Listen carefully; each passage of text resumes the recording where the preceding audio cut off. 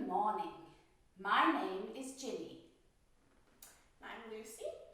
This morning we are going to tell you one of our favourite stories. This story is called Esio Trot, and it was written by the wonderful storyteller, Roald Dahl. There are three main characters in this story. Mr. Hoppy, played by Lucy, Mrs. Silva, played by me, and a pet tortoise called Alfie. We thought it would be nice before we begin to hear from someone who has a pet tortoise. So our friend is going to tell us about her pet tortoise, and she is your friend too, because she works here in Beaver Run. Her name is Emma Peabody. This is our turtle. His name is Goat. Goat is about 4 years old. On warm and sunny days, he likes to sunbathe or explore in the backyard. But when it's cold or he's ready to sleep, he burrows down into his pile of clean hay. Here's Goat with one of his favorite foods, dandelions. He also likes broccoli, lettuce, Brussels sprouts, and cat food. This year, Goat dressed up for Easter. He dressed as the Easter Bunny. I hope you enjoyed meeting our little turtle named Goat. So now that you know a little bit about pet tortoises and what they eat and where they sleep, we are nearly ready to begin our story. But I need to tell you one more thing. There is a magic spell in our story.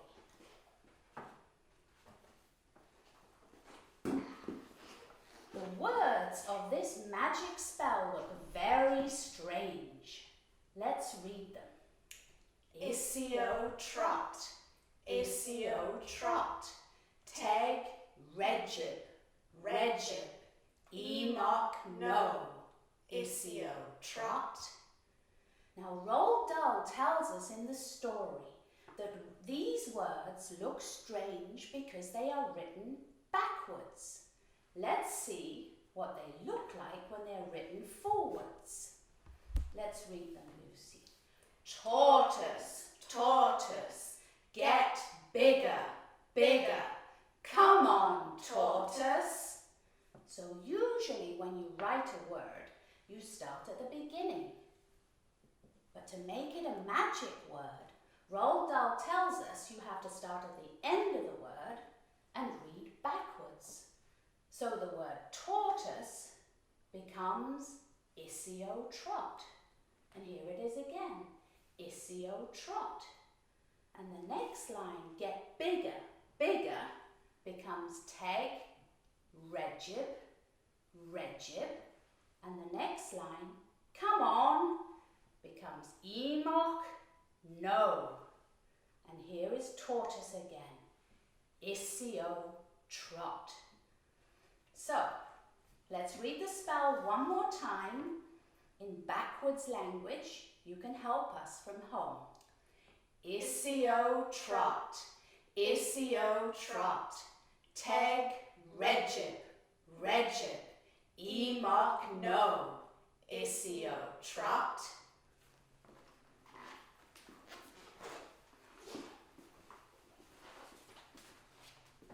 And now that we have the magic spell, we are ready to begin our story. So, if you are all sitting comfortably, we will begin. Mr. Hoppy lived in a small apartment high up in a tall concrete building. He lived alone. He had always been a lonely man, and now that he was retired from work, he was more lonely than ever. There were two loves in Mr. Hoppy's life. One was the flowers he grew on his balcony. They grew in pots and tubs and baskets, and in the summer the little balcony became a riot of colour.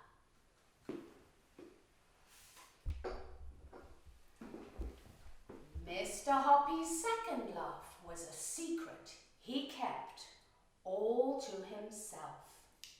The balcony, immediately below Mr. Hoppy's, belonged to a lady called Mrs. Silver. And although she didn't know it, Mrs. Silver was the object of Mr. Hoppy's secret love. He had loved her from his balcony for many years, but he was a very shy man, and he had never been able to bring himself to give her even the smallest hint of his love. Every morning, Mr. Hoppy and Mrs. Silver exchanged polite conversations. The distance between their balconies might not have been more than a yard, but to Mr. Hoppy it seemed like 1,000,000 miles.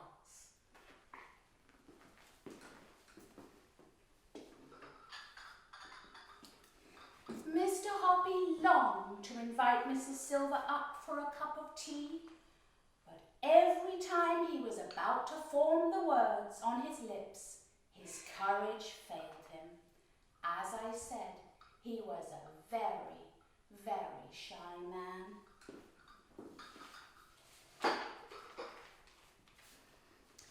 The trouble with Mrs. Silver was that she gave all her love to somebody else. And that somebody was a small tortoise called Alfie. Every day when Mr. Hoppy looked over his balcony, he saw Mrs. Silver whispering endearments to Alfie. I love you, Alfie. I love you, Alfie. And stroking his shell. Alfie had been with Mrs. Silver for years, and he lived on her balcony summer and winter. In one corner of the balcony, there was a little house into which Alfie could crawl every night to keep warm. When the colder weather came along in November, Mrs. Silver would fill Alfie's house with dry hay, and the tortoise would crawl in there and bury himself deep under the hay, and go to sleep for months on end without food or water. This is called hibernating.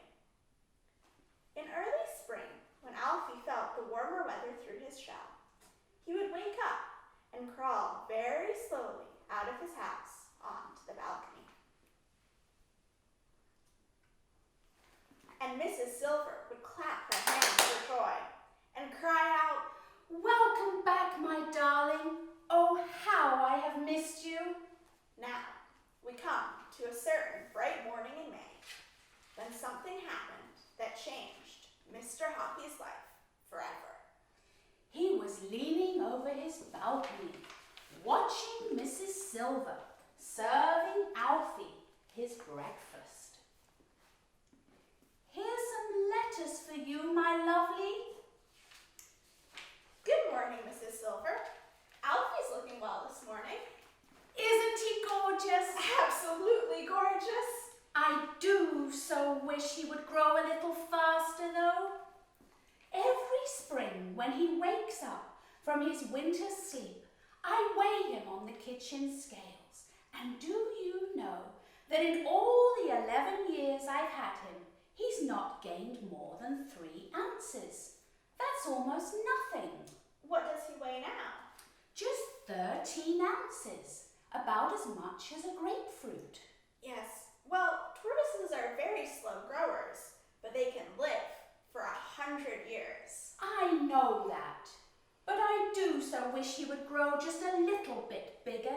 He's such a tiny, wee fellow.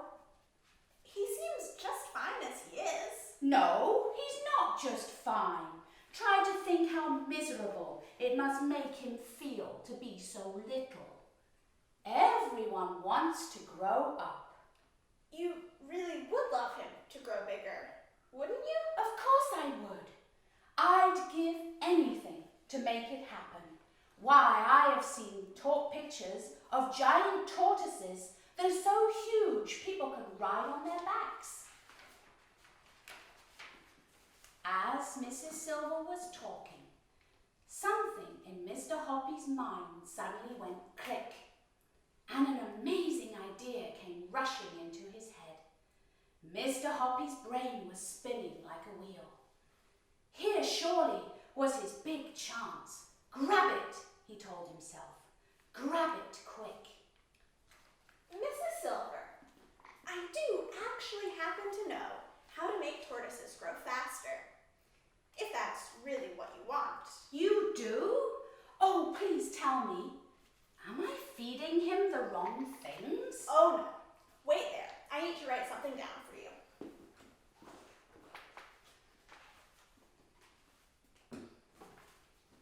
In a couple of minutes, Mr. Hoppy was back on the balcony with a sheet of paper in his hand.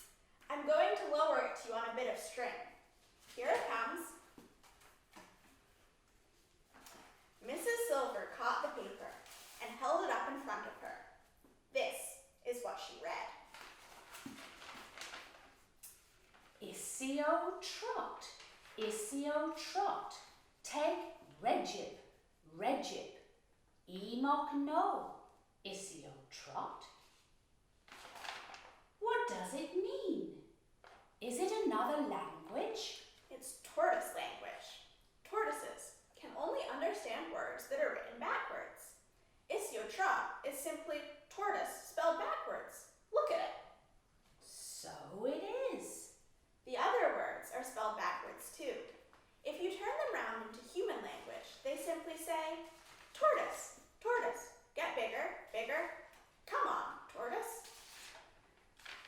Mrs. Silver examined the magic words on the paper more closely. I guess you are right. How clever you are. Now, what you have to do, Mrs. Silver, is hold Alfie up to your face and whisper those words to him 3 times a day. Morning, noon, and night. Let me hear you practice them. Very slowly, and stumbling a little over the strange words, Mrs. Silver read the message out loud in tortoise language. Esio Trot, Esio Trot, teg regib, regib, emoc no, Esio Trot. Not bad, but try to get a little more expression into it when you say it to Alfie. If you do it properly, I'll bet you anything you like that in a few months' time, he'll be twice as big as he is now. I'll try it.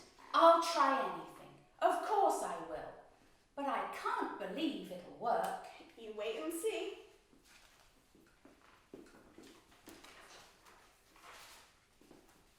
Back in his apartment, Mr. Hoppy had a lot of work to do. He took his telephone and he called every pet shop in the city. There were 14 of them.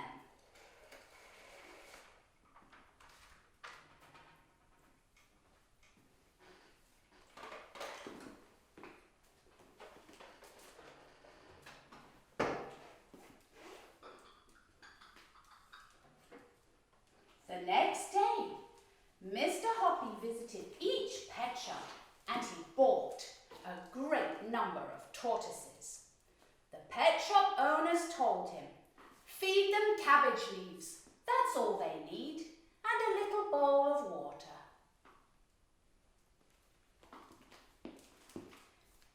Mr. Hoppy had chosen the tortoises very carefully.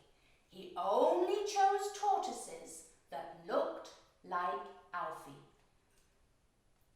And he only bought tortoises that weighed more than 13 ounces.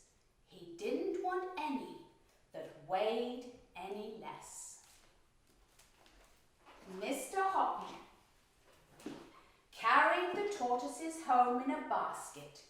In his enthusiasm, he had bought no less than 140 tortoises. He was quite exhausted at the end of it all, but it was worth it. Boy, was it worth it. And now Mr. Hoppy had to get on with his plan. Before he had retired, Mr. Hoppy had been a mechanic in a bus garage, fixing school buses. What he had to do now was to make something that would reach down from his balcony to Mrs. Silva's balcony and pick up a tortoise. This was not very difficult for a mechanic like Mr. Hoppy. First, he took a long metal tube. Then he attached 2 metal claws to the end. Then he ran 2 stiff wires down inside the tube and connected them to the metal claws in such a way that when you squeezed the handle, the claws closed, and when you released the handle, the claws opened. It was all very simple. Now Mr. Hoppy was ready to begin. Mrs. Silva had a part-time job. She worked from noon until 5 o'clock every weekday afternoon in a shop that sold newspapers and candies.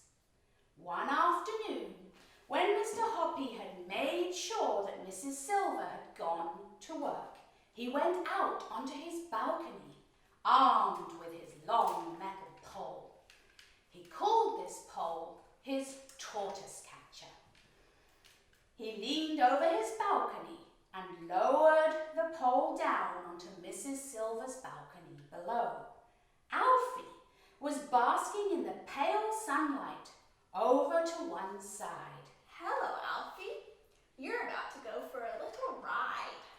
Mr. Hoppy wiggled the Tortoise Catcher until it was right above Alfie. He lowered the claws neatly over Alfie's shell, then closed the claws tightly over the shell. Then he hauled Alfie up onto his balcony. It was easy. Mr. Hoppy then weighed Alfie on his own kitchen scales, just to make sure that Mrs. Silva's figure of 13 ounces was correct. It was. Then Mr. Hoppy picked his way carefully through his huge collection of tortoises to find one that looked exactly like Alfie, but weighed exactly 2 ounces more. 2 ounces is not much. It is less than a small egg weighs. But you see, the important thing in Mr. Hoppy's plan was to make sure that the new tortoise was bigger than Alfie, but only a tiny bit bigger. The difference had to be so small that Mrs. Silva wouldn't notice it. From his vast collection, it was not difficult for Mr. Hoppy to find the tortoise he wanted. He wanted one that weighed 15 ounces exactly on his kitchen scales. No more and no less. This was tortoise number 2. Mr. Hoppy took tortoise number 2 and lowered it onto Mrs. Silva's balcony, right beside a nice, fresh lettuce leaf. Tortoise number 2 had never eaten tender, juicy lettuce leaves before. It had only had thick, old cabbage leaves. It loved the lettuce and started chomping away at it with great gusto. There followed a rather nervous 2 hours wait for Mrs. Silva to return from work. Would she see any difference between the new tortoise and Alfie? And that is the end of the first part of our story of Esio Trot. Next week, we when Mrs. Silva comes home, she sees any difference between tortoise number 2 and Alfie. You can spend the week, if you like, drawing and painting and modelling tortoises. And you can learn about them too. Learn about what they eat, where they live, and where the giant tortoises are. You might also like to spend your time writing magic spells and writing words backwards. Let's see if someone can make a magic spell so that all the children can come back to school in Beaver Run. So that is it for this week. Goodbye. Have a lovely rest of your day.